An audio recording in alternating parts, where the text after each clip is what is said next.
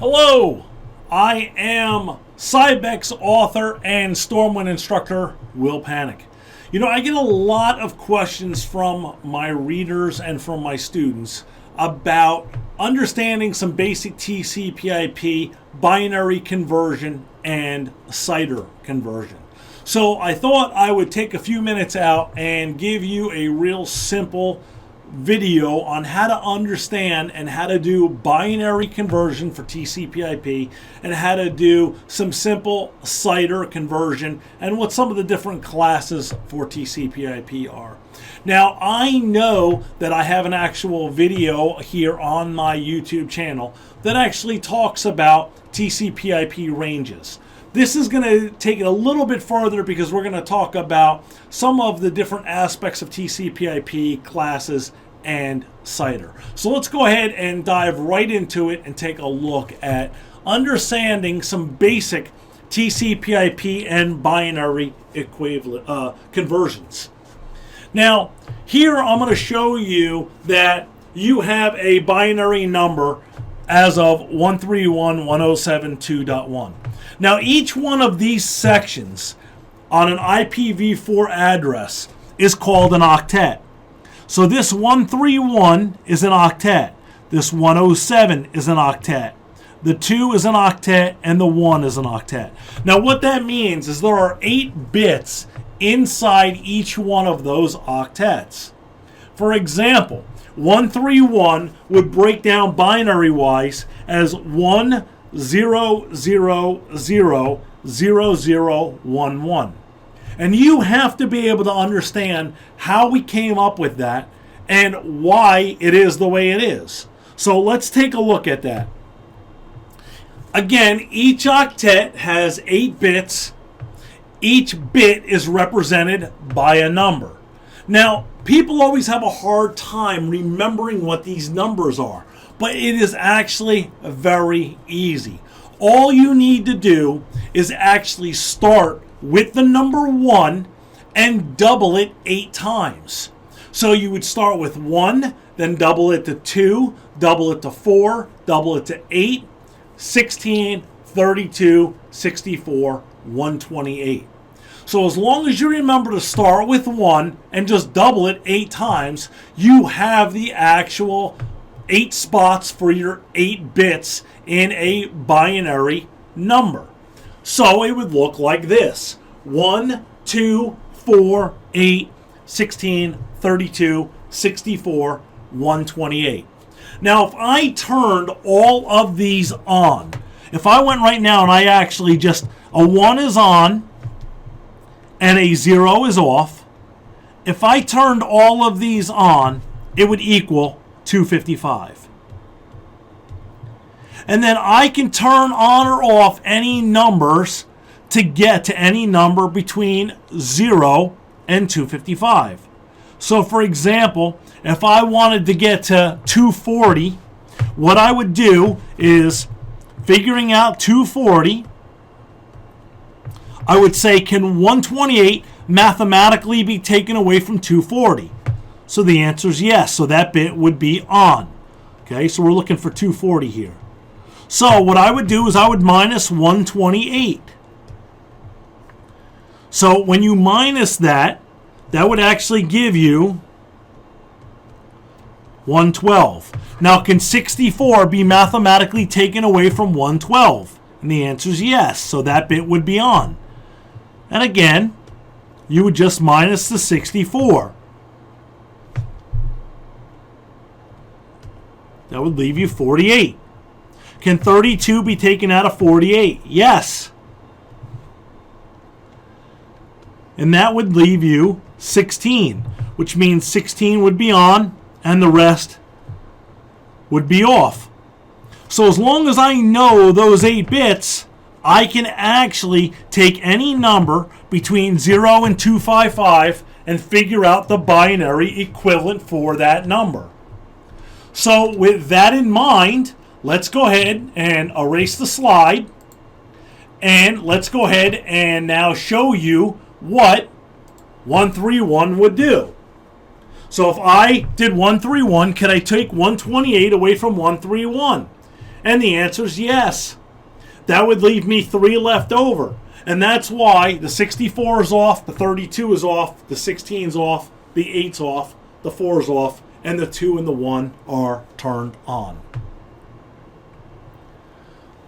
So, with that in mind, let's go ahead and let's take a look at some of the actual numbers that you get by turning on and off different spots.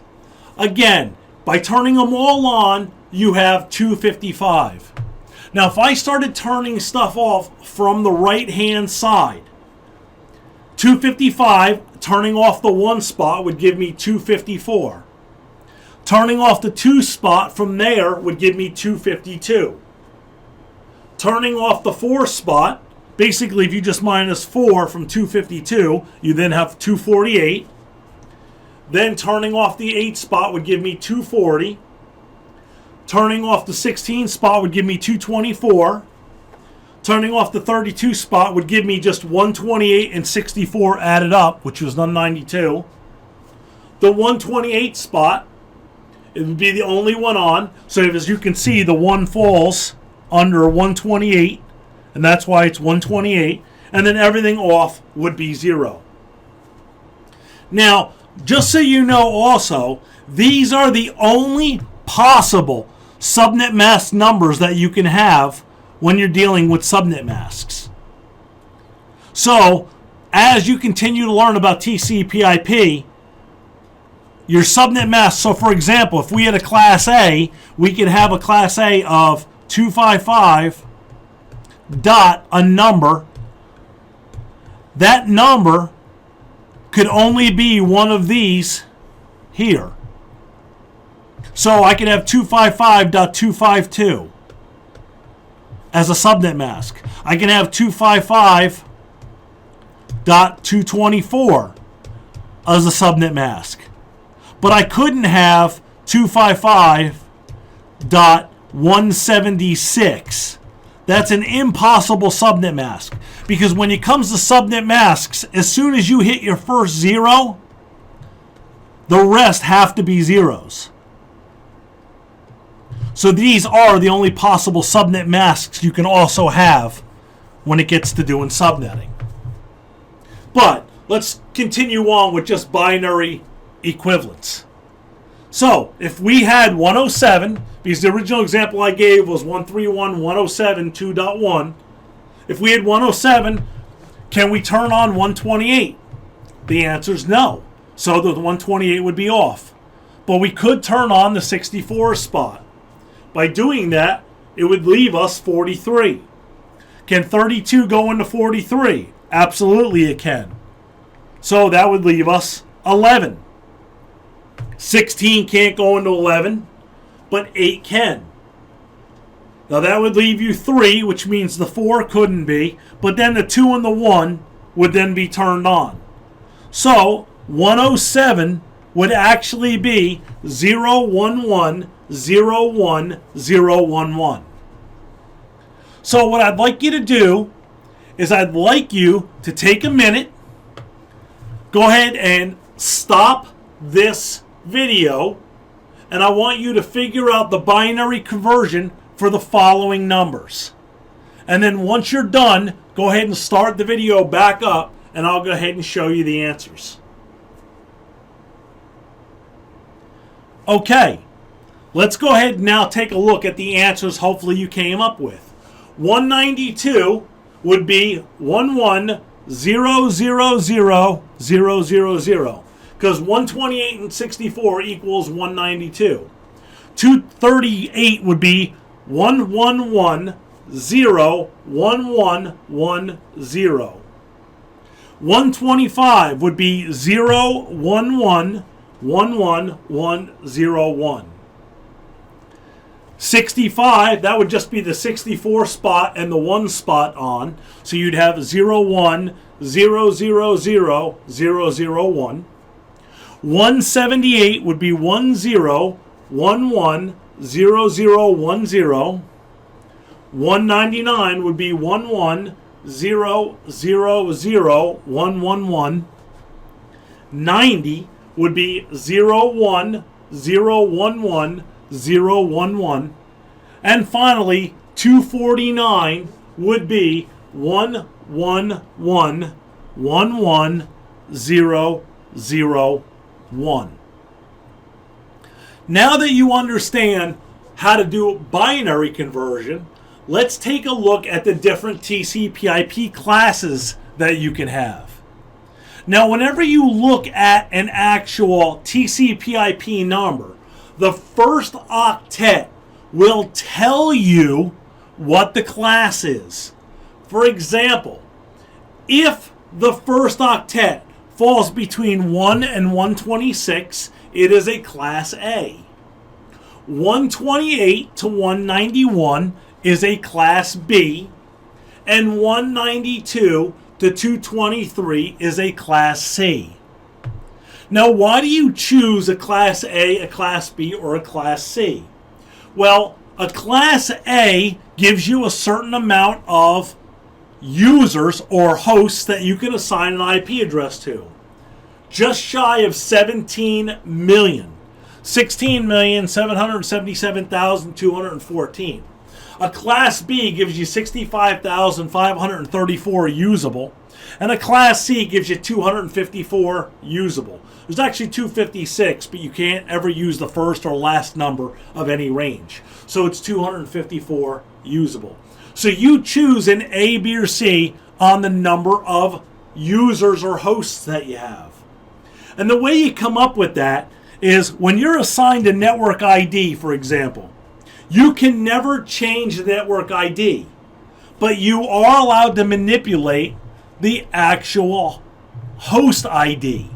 So on a Class A, for example, if you're assigned 17, that 17 can never change, but you can manipulate the last 3 octets. And because you get to manipulate those 3 octets, that's where you come up with the over 16 million combinations. Where on a Class B, you're assigned the first 2 octets,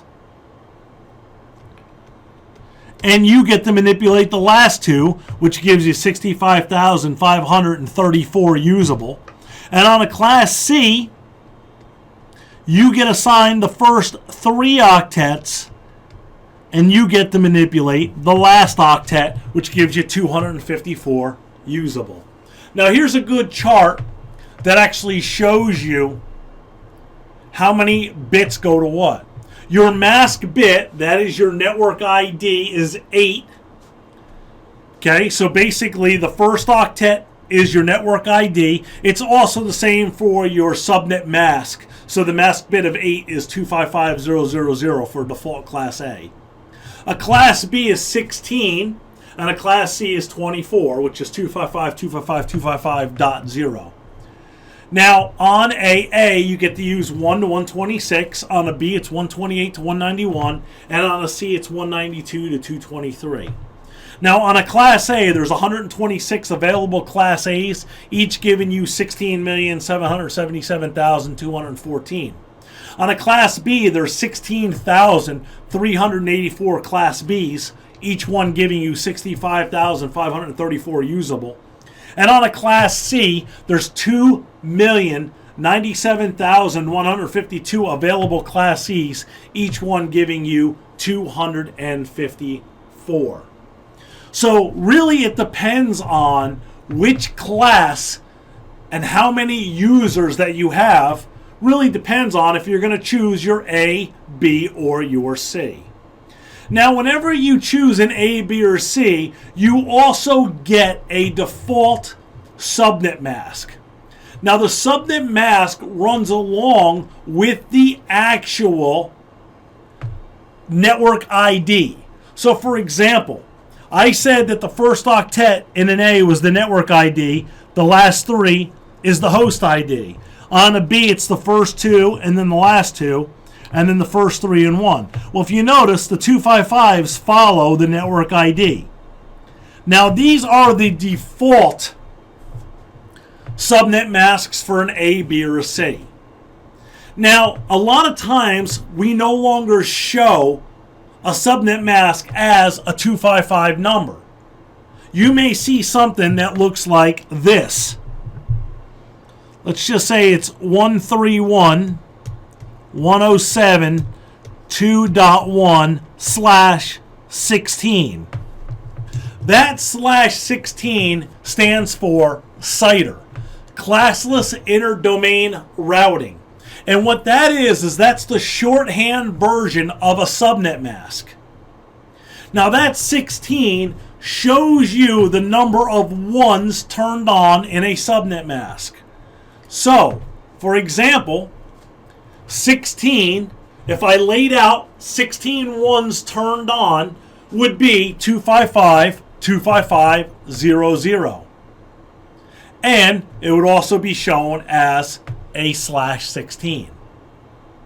Now on a class A address, it would be shown as 255.0.0.0, and because this is a default class A and there's only 8 ones turned on, the CIDR would be /8.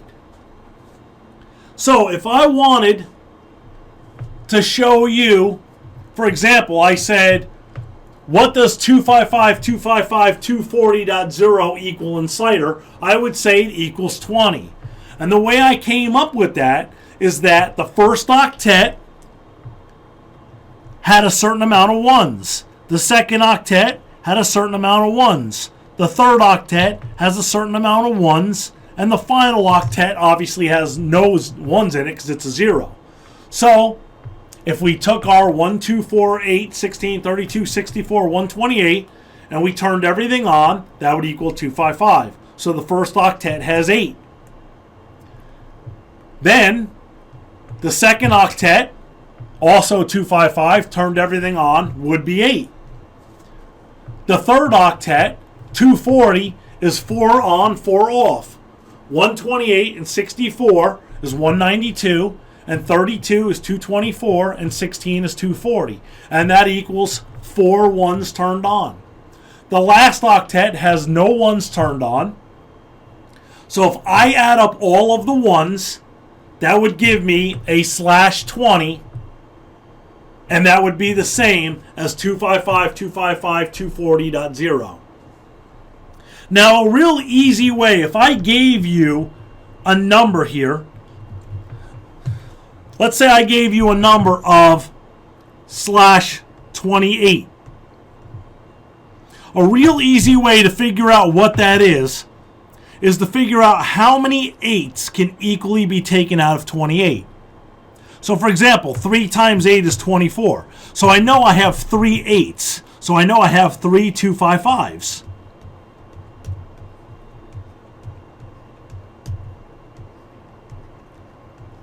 So that gives me 8, 16, 24.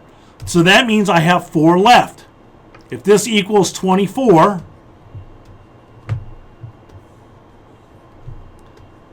and I'm at /28, that means I have 4 on and 4 off. And by figuring it out in my chart, 4 on and 4 off would be 240. So /28 is the same as 255.255.240. So what I want you to do is, again, stop the video here, take a couple seconds, and figure out what the actual CIDR equivalents are for the following numbers. Okay, let's go ahead and reveal the answers. /14 would be 255.252.0.0. 17 would be 255.255.128.0. 21 would be 255.255.248.0. 25 would be 255.255.255.128. /27 is 255.255.255.224. And /10 is 255.192.0.0. And here I have an actual box that shows you every possible CIDR and what the actually equivalent is to the subnet mask. And this is a chart that's taken right out of my MCSA Windows Server 2012 R2 Complete Study Guide. If you look under Chapter 8 TCPIP, this chart is in the book. So hopefully this little video gave you a good understanding of how to turn a number into a binary equivalent, and then how to turn a subnet mask into a CIDR equivalent. This way, when you get an exam question and they show you a subnet mask or an IP address with a /20 or a /22 or /24, you'll have a good understanding of what that actually represents. I am Cybex author and Stormwind instructor Will Panek. I hope you enjoyed this video. Please subscribe to my channel. And if there are any videos or any explanations for any subjects that you would like to see, please feel free to let me know, and I'll go ahead and create a video to help you not only get ready for the Microsoft exam, but also help you understand TCPIP so that it makes it a little easier for you to set up your network. Thanks again, and I look forward to seeing you in either another video or one of my classes real soon. Thanks.